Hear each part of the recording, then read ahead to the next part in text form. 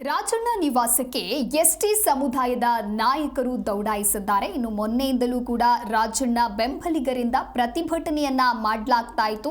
ಇನ್ನು ಇವತ್ತು ಕೂಡ ಇವರ ನಿವಾಸಕ್ಕೆ ಎಸ್ಟಿ ಸಮುದಾಯದ ನಾಯಕರು ದೌಡಾಯಿಸಿದ್ದಾರೆ. ಯಾಕೆ ಅಂತ ನೋಡ್ತಾ ಹೋಗೋದಾದ್ರೆ, ಸತೀಶ್ ಜಾರಕಿಹೊಳಿ ನೇತೃತ್ವದಲ್ಲಿ ಎಸ್ಟಿ ಶಾಸಕರ ತಂಡ ಇವರ ನಿವಾಸಕ್ಕೆ ಆಗಮಿಸಿದೆ. ಶಾಸಕರಾದ ಚಳ್ಳಕೆರೆ ರಘುಮೂರ್ತಿ, ಮಾಯಕೊಂಡ ಬಸಂತಪ್ಪ, ಅನಿಲ್ ಚಿಕ್ಕಮಾದು, ಸುರಗುಪ್ಪ ಶಾಸಕ ಬಿಎಂ ನಾಗರಾಜ್, ಎಂಎಲ್ಸಿ ಹಾಗೂ ರಾಜಣ್ಣ ಪುತ್ರ ರಾಜೇಂದ್ರ ಕೂಡ ಉಪಸ್ಥಿತರಿದ್ದರು. ರಾಜಣ್ಣ ನಿವಾಸಕ್ಕೆ ಎಸ್ಟಿ ನಾಯಕರು ಆಗಮಿಸಿ ಕೆಲವೊಂದಿಷ್ಟು ವಿಚಾರದ ಕುರಿತಂತೆ ಚರ್ಚೆ ನಡೆಸಿರುವಂತಹ ಸಾಧ್ಯತೆ ಇದೆ. ನಂತರದಲ್ಲಿ ಗೊತ್ತಾಗಲಿದೆ ಯಾವ ವಿಚಾರವನ್ನ ಇಲ್ಲಿ ಪ್ರಸ್ತಾಪ ಮಾಡಿದ್ದಾರೆ ಎಸ್ಟಿ ಶಾಸಕರು ಅನ್ನೋದು ಗೊತ್ತಾಗಲಿದೆ.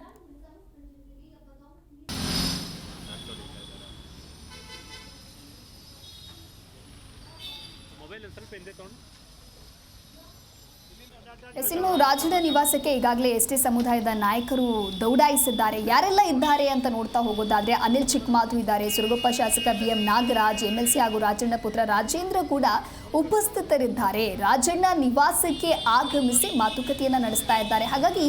ಹಾಗಾದ್ರೆ ನೆಕ್ಸ್ಟ್ ಯಾವ ರೀತಿಯಾದಂತಹ ನಿರ್ಧಾರವನ್ನ ತೆಗೆದುಕೊಳ್ತಾರೆ ಅನ್ನೋದು ಕೂಡ ಬಹಳಷ್ಟು ಕುತೂಹಲಕ್ಕೆ ಕಾರಣವಾಗ್ತಾ ಇದೆ. ಅಂದರೆ ಸತೀಶ್ ಜಾರಕಿಹೊಳಿ ನೇತೃತ್ವದಲ್ಲಿ ಎಸ್ಟಿ ಶಾಸಕರ ತಂಡ ಆಗಮಿಸಿದೆ. ಇನ್ನು ಮೊನ್ನೆಯಿಂದಲೂ ಕೂಡ ರಾಜಣ್ಣ ಬೆಂಬಲಿಗರಿಂದ ಸಾಕಷ್ಟು ಪ್ರತಿಭಟನೆಗಳು ನಡೀತಾ ಇದೆ. ರಾಜಣ್ಣ ಯಾಕೆ ಈ ರೀತಿಯಾದಂತಹ ಕ್ರಮವನ್ನು ಹೈಕಮಾಂಡ್ ತೆಗೆದುಕೊಂಡಿತು ಅನ್ನುವಂಥ ನಿಟ್ಟಿನಲ್ಲಿ ಇದಕ್ಕೆ ಸಂಬಂಧಪಟ್ಟಂತೆ ರಾಜಣ್ಣ ಕೂಡ ಬೆಳಗ್ಗೆ ಒಂದು ಪೋಸ್ಟ್ ಅನ್ನ ಮಾಡ್ತಾರೆ. ಯಾರೂ ಕೂಡ ಸಮಸ್ಯೆಗಳನ್ನು ತಂದುಕೊಳ್ಬೇಡಿ ಅನ್ನುವಂತಹ ಮನವಿಯನ್ನು ಕೂಡ ಮಾಡ್ಕೊಳ್ತಾರೆ. ಆದರೂ ಕೂಡ ಇವತ್ತು ತುಮಕೂರಿನಲ್ಲಿಯೂ ಕೂಡ ರಾಜಣ್ಣ ಬೆಂಬಲಿಗರಿಂದ ಪ್ರತಿಭಟನೆಯನ್ನ ಮಾಡಲಾಗಿದೆ. ಇನ್ನು ಮುಂದುವರೆದು ನೋಡ್ತಾ ಹೋಗೋದಾದ್ರೆ, ರಾಜಣ್ಣ ನಿವಾಸಕ್ಕೆ ಎಸ್ಟಿ ಸಮುದಾಯದ ನಾಯಕರು ದೌಡಾಯಿಸಿದ್ದು ಕೂಡ ಇದೀಗ ಸಾಕಷ್ಟು ಕುತೂಹಲಕ್ಕೆ ಕಾರಣವಾಗ್ತಾ ಇದೆ. ಏನಿಲ್ಲ, ಇದು ಒಂದು ಭೇಟಿ ಅಷ್ಟೇ. ಎಲ್ಲರೂ ಅಧಿಕಾರ ಇದ್ದಾಗ, ಮಂತ್ರಿ ಇದ್ದಾಗ ಭೇಟಿ ಆಗುವಂಥ ಸ್ವಾಭಾವಿಕ ರಶ್ ಇರುತ್ತೆ. ಕಳ್ಕೊಂಡಾಗ ಹೋದಾಗ ಭಾಳ ಜನ ದೂರ ಆಗ್ತಾರೆ. ನಾವು ದೂರ ಇಲ್ಲ, ನಿಮ್ಮ ಜೊತೆ ಇದೀವಿ ಅನ್ನೋ ಕಾರಣಕ್ಕಾಗಿ ಅಥವಾ ಒಂದು ಫ್ರೆಂಡ್ಶಿಪ್ನಲ್ಲಿ ಸೊ ಇರಲಿಕ್ಕೆ ಅವ್ರಿಗೆ ಅಥವಾ ಧೈರ್ಯ ಹೇಳಲಿಕ್ಕೆ ಪ್ರಯತ್ನ ಮಾಡಿದ್ವಿ ಅಷ್ಟೇ. ಅದನ್ನ ಅವ್ರು ಹೇಳ್ಕೊತಾರೆ. ಅದ್ರ ಅವರು ಪಿತ್ತೂರು ಷಡ್ಯಂತ್ರ ಅವ್ರು ಹೇಳ್ತಾರೆ. ನಮ್ಮ ಭಾಗ ಅಲ್ಲ, ಅದು ಅವ್ರ ಭಾಗ.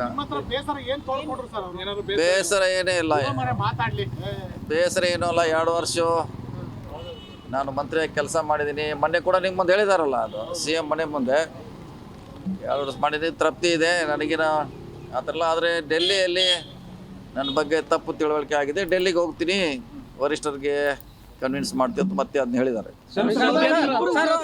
ಮಾಜಿ ಆಗಿದ್ದಾರೆ, ಅಷ್ಟು ಸುಲಭವಾಗಿ ಸಿಗಲ್ಲ ಅಪಾರ್ಟ್ಮೆಂಟ್. ತಾವೇನಾದ್ರೂ ತಮ್ಮ ನಿಯೋಗ ಹೋಗೋದು ಬೇರೆ, ಅವ್ರು ಹೋಗೋದು ಬೇರೆ. ಯಾಕೆ ಅವ್ರು ಹೋಗ್ಬೇಕು, ತಮ್ಮ ಸಮಸ್ಯೆ ಏನಾಗಿದೆ ಘಟನೆ ಅವರೇ ವಿವರಣೆ ಮಾಡಬೇಕು. ಸರ್, ಷಡ್ಯಂತ್ರ ಅಂತ ಹೇಳಿದ್ರು. ಆ ಷಡ್ಯಂತ್ರದ ಬಗ್ಗೆ ಏನಾದ್ರು ಚರ್ಚೆ ಮಾಡಿದ್ರೆ